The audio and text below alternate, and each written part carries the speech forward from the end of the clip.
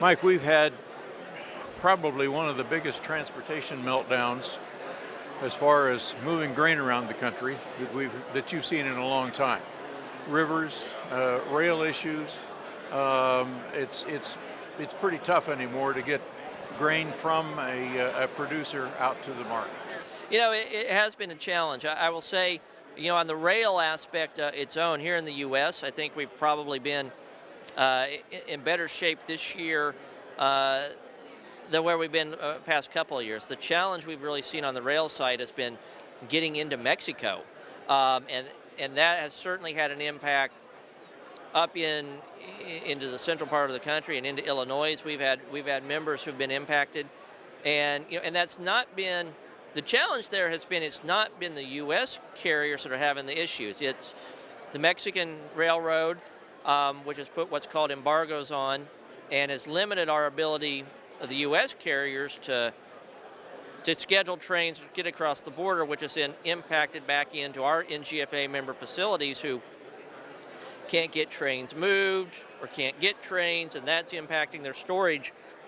And we're certainly we're continuing to see that. It's something that we have talked to the Mexican Rail FXE about.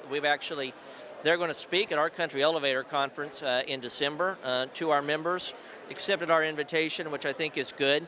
But it's also something that we've been talking with the current administration about, the incoming administration. We've flagged it for them, and also the Mexican government. And I think we understand some of the capacity issues they've got in Mexico and some of the challenges they have on their infrastructure.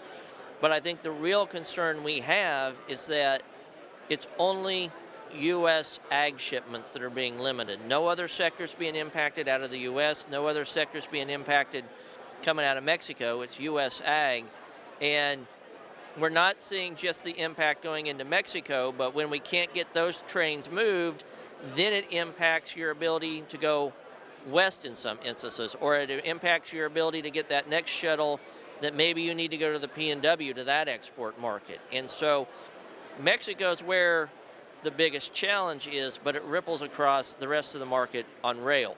Obviously on the rivers, the water levels have been a challenge again this year. We've got the reduced tows, we've got the reduced depth length. I would say, unfortunately, this is the third year in a row that we've dealt with this, and so, our members have adapted. They've learned how to adapt to it, but they'd prefer not to. And so, we need the good Lord to give us some rain, but then we need to make sure the Army Corps keeps the river dredged, and we think too that's why it's real important that we get, Water Resources Development Act passed, authorized. So that we can do the upgrades we need to do to this lock and dam system. Because, a number of these locks and dams on the Mississippi, the Illinois, the Ohio, a lot of them had 50-year lifespans, and they were built in the 30s, and we're still using them. Anything that you are concerned about with the new administration coming in that may create havoc with the grain industry? I don't think we're really concerned about anything creating havoc, and I'll say we've got a good working relationship with the current administration, but NGFA and our member companies and our association had a really good working relationship with the Trump administration in the first round, and I think we're hopeful that we'll have the same in this next round. Obviously, some things that we've talked to him about. As I mentioned, we've flagged this Mexico issue as being a challenge for us. We've got some labor regulations that are proposed that we think, quite frankly, are an unnecessary burden and make it harder for our members and producers to operate. We're hoping they'll take a look at going back, take a look at some of those things. And I think, obviously, the incoming president has made pretty clear his views on some trade areas and tariffs and that. But, he's been in office before. We've seen that. I think folks know that's coming.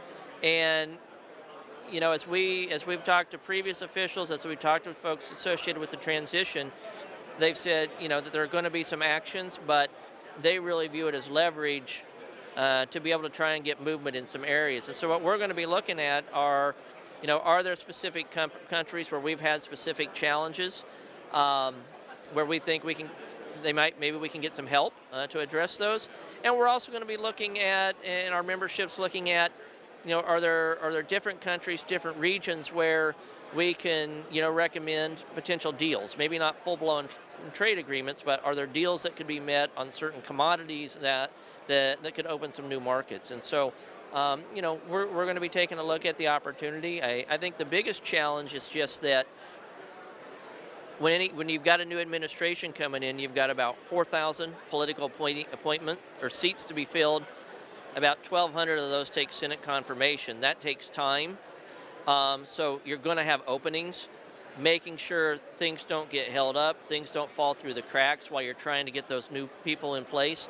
And then just making sure that, those who are going into the key positions impacting the industry really do understand NGFA, understand what our members are doing, understand agriculture, and what the impact and the importance of those positions are for the food and ag value chain here in the U.S.